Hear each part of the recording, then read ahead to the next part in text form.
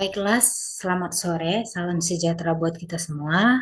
Semoga kita semua dalam keadaan sehat selalu. Sebelumnya, perkenalkan nama saya Windy Nenggolan dengan NIM 22063018. Untuk saat ini saya membuat video presentasi mata kuliah metode mengajar khusus, di mana materi saat ini saya akan menjelaskan tentang memahami instalasi penerang listrik tiga fasa. Di mana tujuan pembelajarannya, yang pertama itu siswa mampu menjelaskan instalasi listrik tiga fasa sesuai dengan PUIL. Yang kedua, siswa mampu merancang instalasi penerang listrik tiga fasa. Yang ketiga, siswa mampu memasang instalasi penerang listrik tiga fasa sesuai dengan standar PUIL. Pengertian instalasi penerang listrik, di mana instalasi penerang listrik tiga fasa adalah sistem kelistrikan yang menggunakan tiga fasa utama, di mana R, S, dan T, serta netral, dan pentanahan untuk mendistribusikan daya secara lebih efisien dan stabil. Sistem ini sering digunakan pada bangunan besar seperti pabrik, gedung perkantoran, dan pusat pembelajaran untuk mengurangi ketidakseimbangan beban listrik. Selanjutnya yaitu PUIL. Dalam penerapan instalasi listrik tiga fasa, diperlukan kepatuhan terhadap persyaratan umum instalasi listrik atau disebut PUIL. PUIL adalah standar yang mengatur aspek teknis dan keselamatan dalam pemasangan instalasi listrik di Indonesia. Beberapa aspek utama yang diatur dalam PUIL terkait instalasi tiga fasa meliputi pemilihan kabel, sistem proteksi, pentanahan atau grounding, serta prosedur pemeriksaan dan pengujian sebelum sistem dioperasikan. Selanjutnya bagian-bagian PUIL. Terdapat beberapa bagian-bagian PUIL yang saya tampilkan. Yang pertama itu penghantar fasa berjumlah 3 yang berwarna merah, kuning, dan hitam. Yang kedua, penghantar netral berjumlah 1 berwarna biru. Ketiga, penghantar proteksi berwarna loreng hijau atau kuning. Keempat, penghantar proteksi dipasang pada sirkuit utama, cabang, akhir, dan kotak kontak. Kelima, isolasi kabel sesuai standar. Keenam, pemasangan penghantar bumi dengan spesifikasi tertentu. Ketujuh, tahanan isolasi atau resistansi insulasi penghantar harus besar dari 1,0 megaohm dengan tegangan uji sebesar 500 volt. Selanjutnya adalah komponen instalasi listrik tiga fasa. Yang pertama adalah panel distribusi.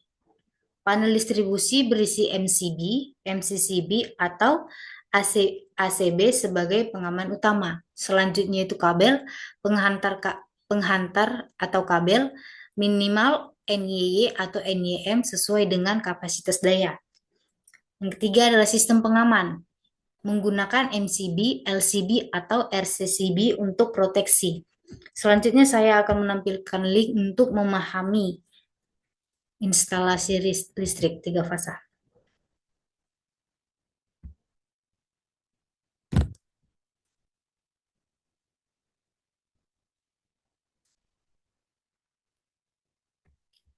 Untuk jaringan tiga fasa dibedakan dengan huruf. Fasa R, kawat hantarannya warna merah. Fasa S, kawat hantarannya warna kuning. Fasa T, kawat hantarannya warna hitam. Kawat 0 warna hitam. Kawat massa warna hijau strip kuning.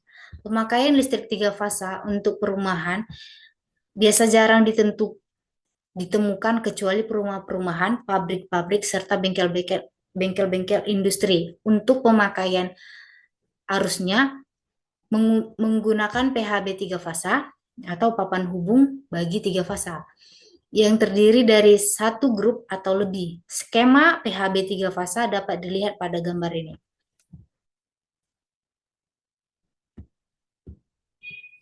Adapun aturan-aturan pembagian beban sebagai berikut. Yang pertama, untuk instalasi 3 fasa, bebannya harus dibagi setara mungkin atau fasanya. Kedua, instalasi ruangan yang memerlukan aliran listrik dengan gangguan sekecil mungkin harus dihubungkan dengan lebih dari satu rangkaian titik akhir dan sedapat mungkin dengan fasa yang berbeda.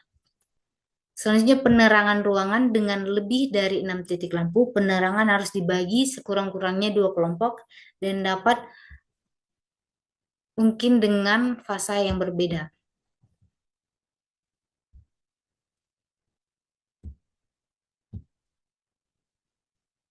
Selanjutnya ini ada beberapa komponen-komponen PHB. Yang pertama MCB, kedua fitting lampu, ketiga stop kontak, keempat saklar, kelima steker atau steker yang sering disebut dengan colokan listrik atau tusuk kontak, dan keenam terakhir kotak skring.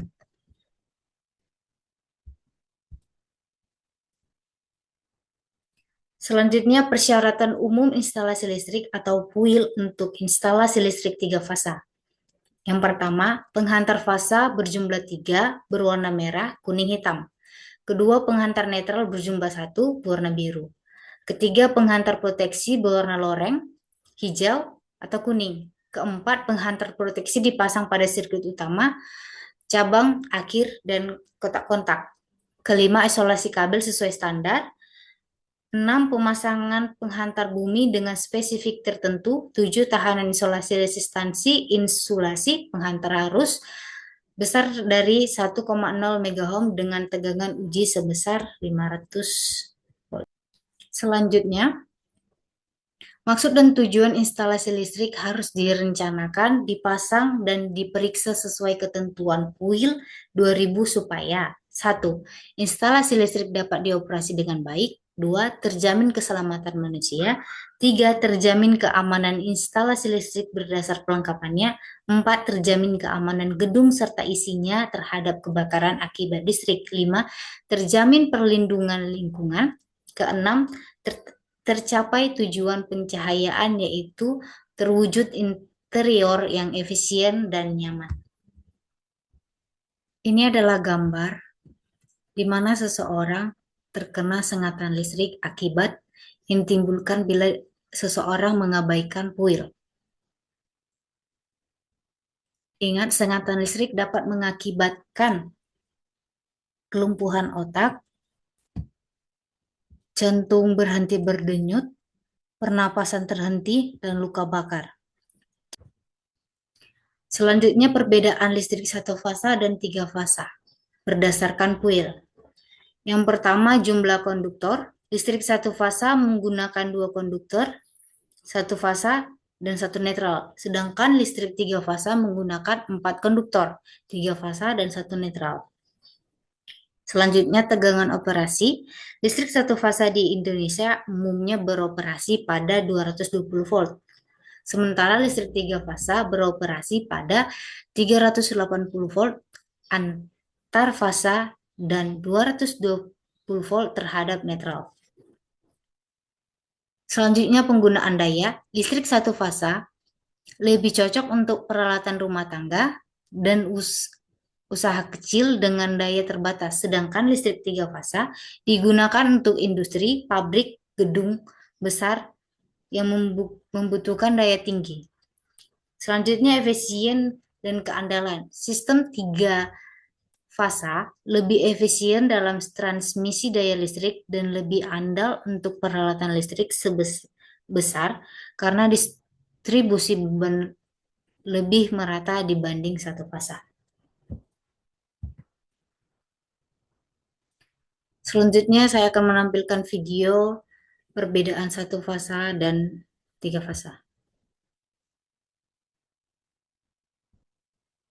Dan listrik 3 fasa. Nah, bagi teman-teman yang awam listrik pasti belum tahu perbedaan antara keduanya ya, 1 fasa dan 3 fasa. Nah, di sini saya akan membahas secara sederhana teman-teman. Nah, seperti yang kita ketahui, di rumah kita itu dialiri dengan listrik satu pas ya teman-teman. Nah, listrik satu pas itu digunakan untuk menghidupkan peralatan elektronik satu pas. Contohnya kulkas, AC, mesin cuci, pompa air, dan lain-lain ya teman-teman. Itu semua komponen satu pas. Nah, bagaimana dengan tiga pas? Nah, tiga pas itu diperuntukkan untuk menjalankan beban dengan daya yang lebih besar. Contohnya motor induksi tiga pas teman-teman. Nah, motor induksi tiga pas ini biasanya di industri, jadi putarannya itu lebih kencang ya teman-teman dibandingkan motor satu pas. Nah, kita langsung ke perbedaan sistemnya ya teman-teman. Nah, listrik satu pas dan tiga pas ini adalah listrik sistem AC ya teman-teman. Nah, di mana kalau listrik AC itu gelombangnya sinus ya. Nah, seperti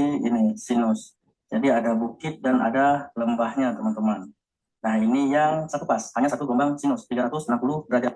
Jadi satu bukit 180 derajat dan lembahnya berakhir di 360 derajat. Jadi bukitnya bernilai satu dan lembahnya juga sama bernilai minus satu. Nah, bagaimana dengan tiga pas? Nah, tiga pas itu tiga ya teman-teman, terdiri dari tiga fase yang berbeda. Nah, ini yang pertama. Nah, fase yang pertama ini sama seperti gelombang satu pas yang di sebelahnya ya teman-teman. Nah, sedangkan fase keduanya itu dibedakan dari sudut 120 derajat ya teman-teman. Nah, yang ini teman-teman. Nah, lalu kita tarik gelombang sinus fase keduanya. Nah, jadi kalau kita lihat bukit gelombang sinusnya itu berbeda 120 derajat dari fase yang pertama. Nah, begitupun yang fase ketiga, itu kita membedakan 120 derajat dari fase kedua. Jadi, gelombang fase ketiga berbeda 120 derajat dari fase kedua, begitu teman-teman. Jadi, kalau kita lihat dari gambar berbeda ya, yang satu pas cuma satu gelombang sinus, sedangkan tiga pas ada tiga gelombang sinus berbeda fase dengan jarak 120 derajat masing-masing fasenya. Nah, tiga pas dibuat berbeda fase itu dengan maksud agar masing-masing fasenya itu tidak bertabrakan, sehingga bisa menghasilkan tegangan yang lebih besar untuk menjalankan beban daya yang lebih besar juga. Nah, bagaimana satu pas ataupun tiga pas bisa sampai ke rumah-rumah kita ya, teman-teman. Nah, di sini kita lihat ada tiang listrik ya, yang sering kita lihat di jalan-jalan. Nah, tiang listrik ini dipasang tiga kabel ya. Nah, tiga kabel ini adalah tiga pas. Merah line satu, kuning line dua, dan hitam line tiga. Nah, kalau teman-teman lihat ada tiang dengan tiga kabel seperti ini, yang ini namanya transmisi tegangan menengah atau TM. Nah, itu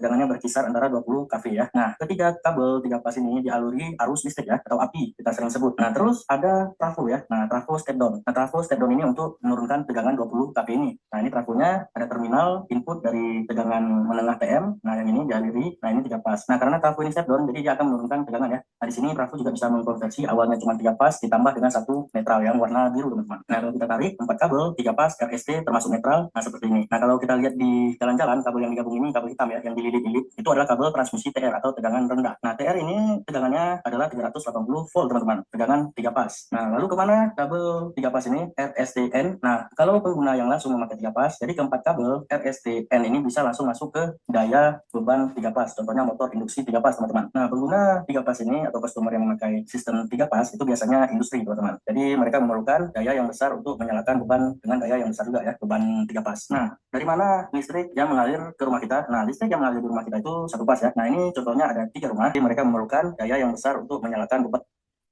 Ini dia link video yang sudah saya tampilkan. Perbedaan antara satu fasa dan tiga fasa, di mana satu fasa sering digunakan di rumah sederhana, sering digunakan ditemukan di perumahan, rumah-rumah. Sedangkan tiga fasa sering digunakan untuk daya tinggi seperti di gedung atau bengkel-bengkel industri ataupun di pabrik-pabrik. Dan di mana beban listrik satu fasa itu cocok untuk peralatan rumah tangga dan usaha kecil. Beban listrik di tiga fasa digunakan untuk industri, gedung besar, dan mesin berat seperti motor dan lainnya. Daya maksimum di satu fasa terbatas biasa kecil dari 10.000 VA, sedangkan daya maksimum tiga fasa lebih besar bisa mencapai di atas 10.000 VA. Stabilitas tegangan di satu fasa itu kurang stabil, rentan turun saat beban tinggi. Stabilitas tegangan tinggi di tiga fasa lebih stabil karena pembagian beban antara fasa.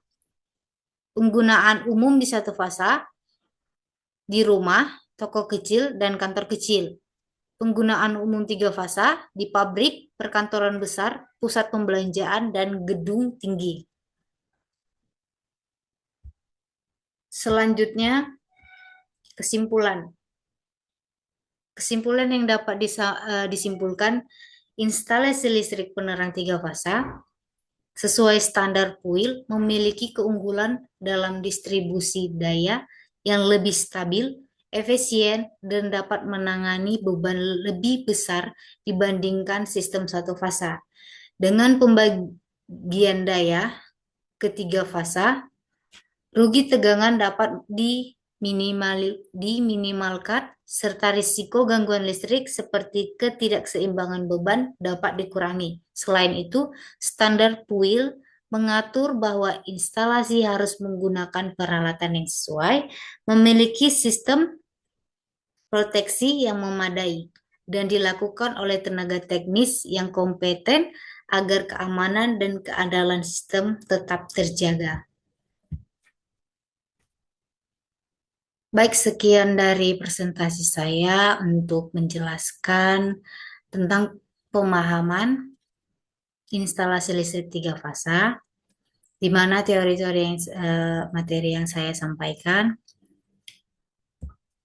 banyaknya kekurangan dari materi yang saya sampaikan, ataupun gambar dan kata-kata yang kurang dalam penampilan, saya mohon maaf, dan sekian dari presentasi video saya.